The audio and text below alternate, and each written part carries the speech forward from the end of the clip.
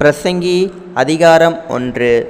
தாவீதின் குமாரனும் எருசலேமின் ராஜாவுமாகிய பிரசங்கியின் வாக்கியங்கள். மாயை மாயை எல்லாம் மாயை என்று பிரசங்கி சொல்லுகிறான். சூரியனுக்கு கீழே மனுஷன் படுகிற எல்லா பிரயாசத்தினாலும் அவனுக்கு பலன் என்ன?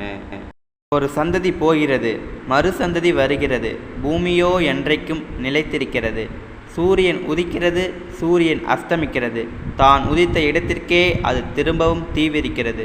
காற்று தெற்கே போய் வடக்கேயும் சுற்றி சுழன்று சுழன்று அடித்து தான் சுற்றின இடத்துக்கே திரும்பவும் வரும். எல்லா நதிகளும் சமுத்திரத்திலே ஓடி விழுந்தும் சமுத்திரம் நிரம்பாது.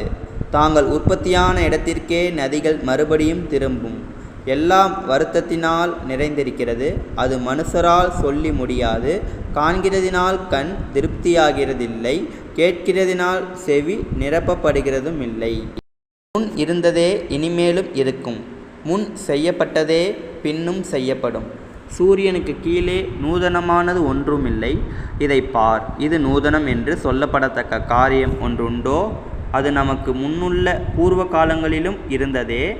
முன் இருந்தவைகளை பற்றி ஞாபகமில்லை, அப்படியே பின்வரும் காரியங்களை பற்றியும் இனிமேல் இருப்பவர்களுக்கு ஞாபகம் இராது. பிரசங்கியாகிய நான் எருசலேமில் இஸ்ரவேலுக்கு ராஜாவாயிருந்தேன்.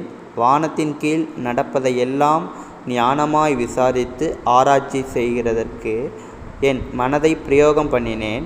மனுபுத்திரர் இந்த கடும் தொல்லையில் அடிப்படும்படிக்கு தேவன் அதை அவர்களுக்கு நியமித்திருக்கிறார்.